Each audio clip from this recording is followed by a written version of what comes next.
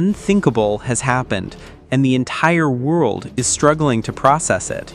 Kim Jong-un, the man long considered Vladimir Putin's silent accomplice, has just unleashed a brutal political and verbal assault on the Kremlin. Not behind closed doors, not through secret channels, but in the open, on a stage lit with cameras in front of his inner circle and the world. The reason?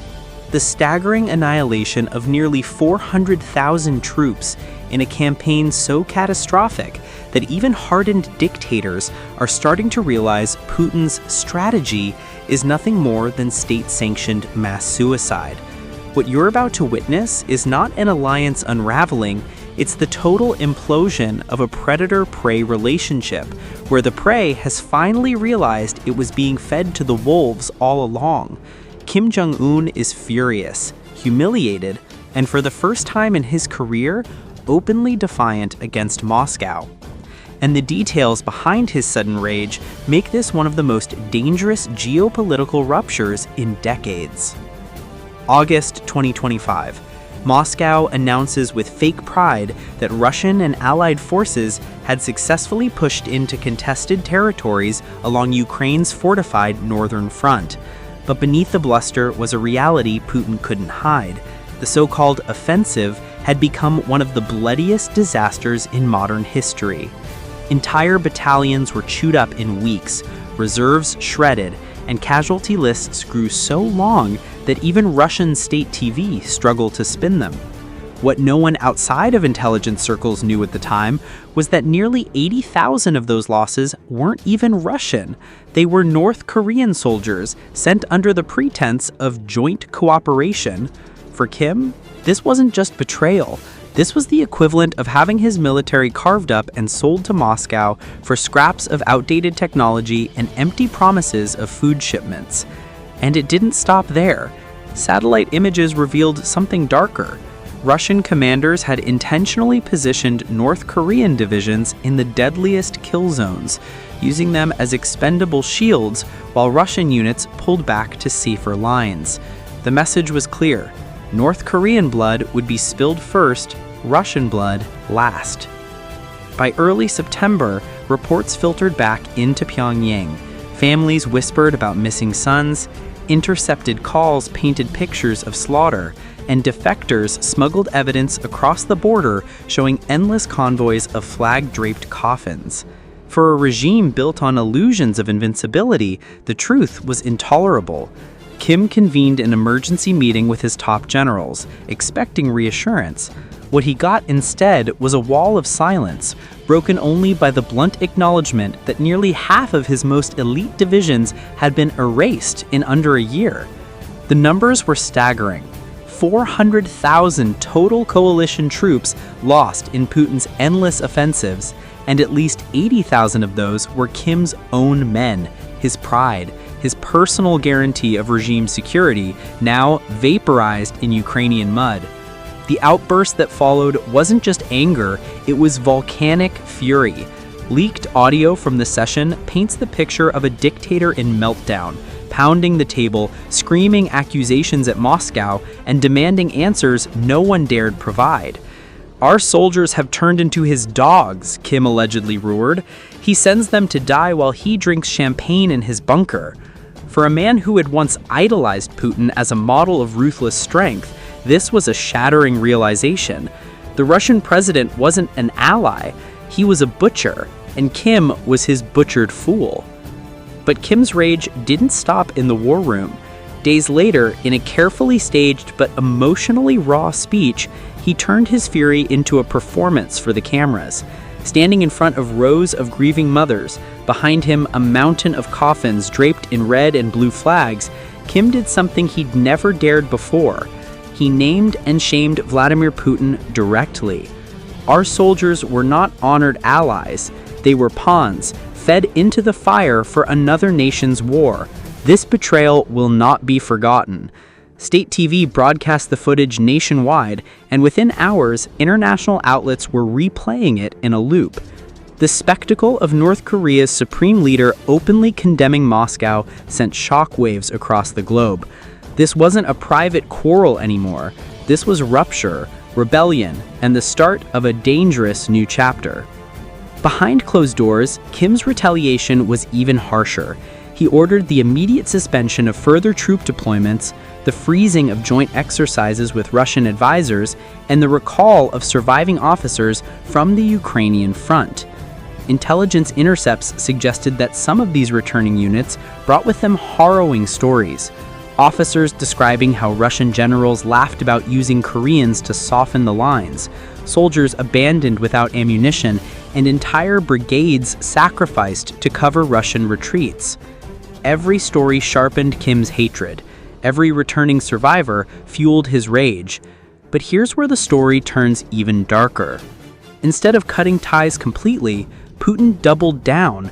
Kremlin-controlled media began accusing North Korea of cowardice and incompetence, suggesting that the shocking losses were due to poor training and lack of discipline among Korean units. It was classic psychological warfare. Shift the blame, rewrite the narrative, and humiliate your supposed ally in the eyes of the world. For Kim, this was the final straw. The image of his soldiers being mocked as cannon fodder while Russia celebrated Russian heroism was intolerable. He lashed back not just with words, but with strategic moves designed to shake the foundation of the Kremlin's fragile alliance system. Sources in Beijing reported urgent diplomatic overtures from Pyongyang, with Kim seeking to strengthen ties with China in what analysts described as the clearest pivot in a decade. North Korean delegations were also spotted in Tehran, hinting at backdoor deals with Iran for missile technology Moscow had promised but never delivered. Kim was rewriting his alliances overnight, and every shift was a knife aimed at Putin's back. Even inside Russia, cracks began to show. Families of fallen North Korean soldiers staged unprecedented protests outside Russian bases, demanding to know why their sons were used as meat shields. Local commanders struggled to contain the fallout, with some reports of outright mutinies among mixed Korean-Russian units in the Donbass. The image of Putin as the master manipulator was beginning to fracture under the weight of his own cruelty. And yet, despite all of this, Putin smirked. He believed Kim had nowhere else to go, that the North Korean leader's anger was just noise. But that arrogance may be his gravest mistake. Because when a dictator like Kim feels betrayed, cornered, and humiliated on the world stage, he doesn't retreat quietly. He retaliates, brutally, unpredictably, and without limits. The world is now watching to see just how far Kim will go in his vendetta against the man who tricked him into sacrificing his army. And if history teaches us anything, is that when two ruthless predators turn on each other, the fallout is catastrophic for everyone caught in between. On the ground in Ukraine, the situation deteriorated rapidly. With North Korean units pulled back, Russian lines weakened overnight. Ukrainian commanders seized the opportunity, launching lightning-fast counterstrikes that tore through exposed flanks. Entire sectors collapsed in days, forcing Russian generals into panic retreats. Kremlin propaganda tried to spin these withdrawals as tactical repositioning, but the truth was obvious. The removal of North Korean forces had crippled Moscow's war machine. For Putin, the losses were more than territorial, they were psychological. His carefully built myth of invincibility was shattering, and the man responsible for the unraveling was not Zelensky, not NATO, but the very dictator he once manipulated with ease. Inside North Korea, Kim transformed his rage into propaganda of his own. State TV broadcast endless footage of coffins, grieving families, and fiery speeches condemning Russian treachery. Posters appeared in Pyongyang depicting Russian generals as jackals, feeding on Korean blood. Songs were written, slogans chanted, and entire school programs rewritten to frame Putin as a backstabber. The pivot was total, and the message to the North Korean people was clear. Russia had betrayed them, and revenge was not just justified, it was inevitable. For the first time in decades, North Korea's propaganda machine was not aimed at America or South Korea, but squarely at Moscow. Meanwhile, the intelligence world buzzed with rumors of Kim's next move. Cybersecurity experts reported spikes in malicious activity targeting Russian infrastructure, with fingerprints pointing back to Pyongyang's notorious Lazarus Group. Energy facilities, transport networks, and even military databases came under attack, hinting at a coordinated cyber retaliation campaign. Analysts debated whether Kim was behind it directly or merely allowing rogue units to act, but the effect was undeniable. Russia's digital front was under siege, and for once, the enemy wasn't NATO. But Kim's revenge wasn't limited to cyberspace. Intercepts revealed shipments of artillery shells and rockets, originally destined for Russia, being rerouted to other buyers, starving Russian front lines of desperately needed ammunition. Some reports suggested those weapons even ended up in the hands of groups hostile to Moscow, amplifying the sting of betrayal. Russia's once reliable supply chain of foreign munitions was evaporating, and the timing could not have been worse.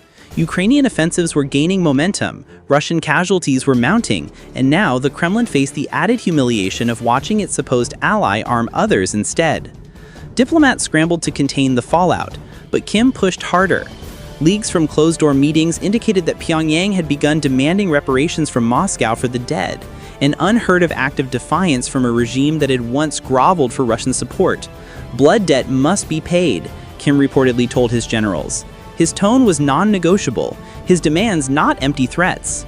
For Putin, this was an unbearable insult. He was the predator, not the prey, the manipulator, not the manipulated.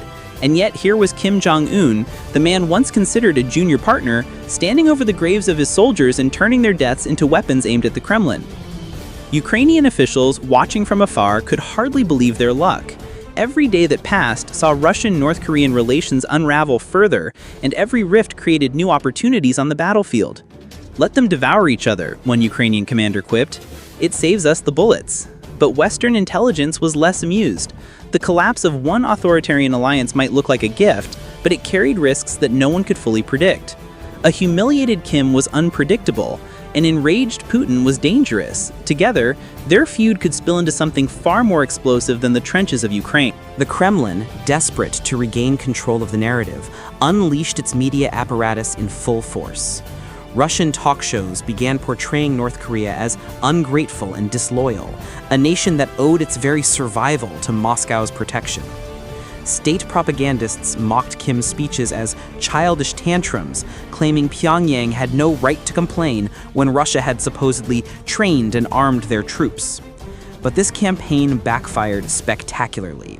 Instead of intimidating Kim, it inflamed him further. North Korean broadcasts responded with unprecedented venom, airing montages of destroyed Russian equipment, fallen Russian soldiers, and slogans branding Putin a cowardly butcher. The two propaganda machines clashed like dueling war drums, poisoning what little remained of their alliance. And it wasn't just words. On the battlefield, the absence of North Korean manpower created a vacuum the Russian army couldn't fill. Ukrainian drones swarmed over weakened sectors, precision strikes hammered abandoned fortifications, and entire Russian brigades found themselves exposed without cover. Satellite imagery confirmed massive retreats along key supply routes, with Russian forces abandoning stockpiles of equipment in their haste to escape Ukrainian advances. Reports of chaos and disorganization within Russian ranks multiplied. Commanders argued, units refused orders, and in some cases, Russian troops surrendered rather than fight without the buffer of North Korean divisions. Putin's strategy of using Allied soldiers as expendable shields had bought him temporary survival, but it had also ensured his eventual collapse. Meanwhile, Kim Jong-un was not merely venting anger, he was calculating his revenge with precision. Intelligence reports suggested he had ordered the mobilization of special research units tasked with accelerating missile programs once shared with Russia. Now those technologies were being redirected away from Moscow and potentially toward hostile purposes. Analysts speculated whether Pyongyang might even sell advanced systems to Russia's enemies as payback. The irony was chilling. Putin's attempt to exploit North Korean blood for his war effort may end up arming the very forces arrayed against him. The human toll of the fallout was staggering. Families in North Korea, who had quietly accepted sacrifice in past conflicts, now found themselves openly questioning the value of their sons' deaths. For decades, Pyongyang had maintained a suffocating grip on its population, but this betrayal by Russia provided a rare crack in the facade. Mothers wailed on state television, fathers demanded accountability, and entire communities whispered about the futility of dying for a foreign war. Kim, sensing the danger of unrest, carefully redirected their grief into rage at Moscow. Every coffin became a symbol, every funeral a rallying cry, and with each passing day, the hatred grew deeper, more personal, more explosive.